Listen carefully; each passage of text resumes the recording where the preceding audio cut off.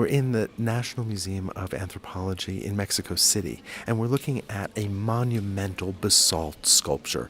This is just fantastic. So what we're looking at is the famous Coatlicue. Now, Coatlicue is an Aztec goddess. She is the mother of the patron deity Huitzilopochtli. He's one of the principal gods of the Aztec pantheon. He's the god of war, and he's also associated with the sun. But here we're seeing a monumental sculpture of this goddess, and in fact, we think that she was one of several monumental figures of goddesses found in the sacred precinct under what is now Mexico City. The sacred precinct was located at the very center of the Aztec capital city of Tenochtitlan. We refer to the sacred precinct as the axis mundi, this center of the world, the axis point around which the entire universe revolved for the Aztecs. This is late in Aztec culture. In just a couple of decades, the Spanish will arrive and the Aztec Empire will be dismantled. But at this point, the Aztecs ruled Mesoamerica. They ruled a vast portion of Mesoamerica, not the entirety, but a large portion of what is today, say, central Mexico. And this is one of the most amazing sculptures to stand before, and yet here we are in the Anthropology Museum, and we're standing among so many incredible, finely carved basalt sculptures. What I always find so wonderful about her is that she's leaning forward. Well, it makes her feel even more monumental, even more dangerous, even more present as we stand before her. So this is a really complicated figure. Let's start at the bottom. We do see 2 feet,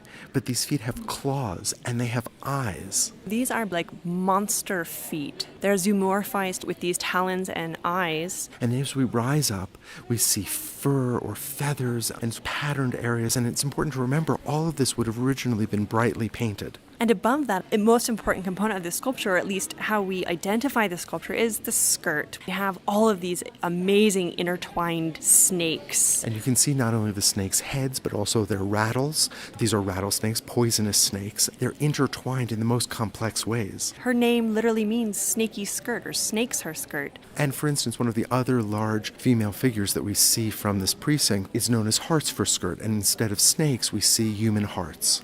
That skirt is bound together by this belt, which has both on the front and the back a human skull. And the skull is fastened together with another 2 snakes, and the tassels of the belt are the heads of these snakes. Perhaps the most terrifying part of the sculpture is just above that, where we see a necklace made up of alternating hands and human hearts. This necklace covers her exposed torso. I mean, we can actually see her pendulous breasts indicating that she given birth to children, which is also referenced in the roll on her stomach. For me, I think the part that I always have found most interesting is the fact that she's decapitated. And we know that because we can see these circular forms just above the clavicle. Those circles are signs of preciousness, which in this case is probably a reference to blood, some kind of precious liquid. So what we're seeing above that is not her head, but instead 2 snakes that are winding out of her neck and come together face to face. This is a convention for spurting blood.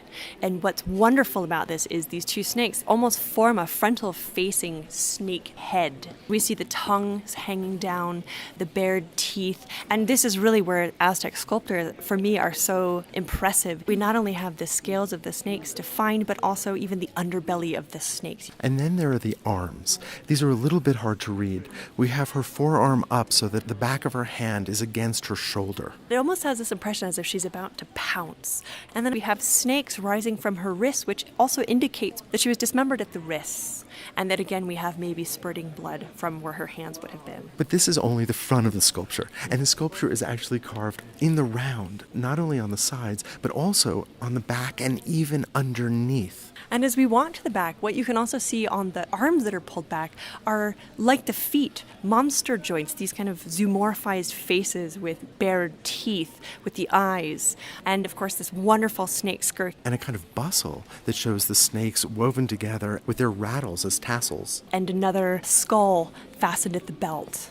But what I found most fascinating is that this massive piece of stone is actually carved below as well, with a shallow relief carving which we can see in reproduction. On the bottom of this sculpture we have the Earth Lord, or Coatlicue. So this god, the earth god, would have had this sculptural relief facing him, that is facing down to the earth. We actually see this on a lot of Aztec sculptures where this Earth Lord would have been touching the surface of the earth. Think about the engineering that's involved here. Moving a piece of basalt this large, but then being able to upend it so that you can carve the bottom of it and then move it into place without destroying it is a phenomenal idea.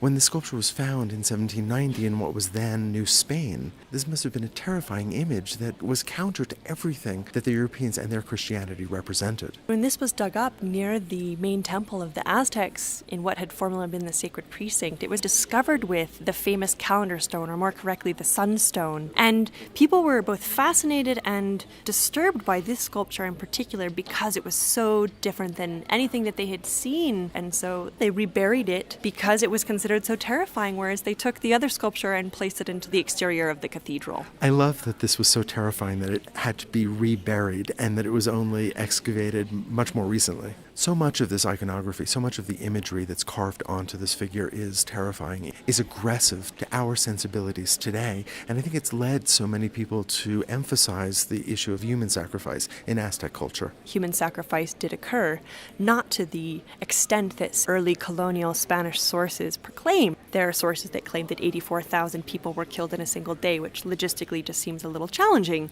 And I think where we can see some of those potential references to sacrifice would be in things like the necklace of human hearts and hands. Which might be a poetic metaphor, but it may also be a metaphor for sacrifice itself. But now in the 21st century, to see a towering sculpture 10 feet tall, this massive stone depicting human hearts and human hands, fangs and snakes, it is a stunning image. And I think is a true testament to the artists of Mexica culture, Aztec culture. This particular sculpture is very well preserved, and it shows us the interest in the natural world, say in the snakes, but combined where you have this wonderful vision of a supernatural deity.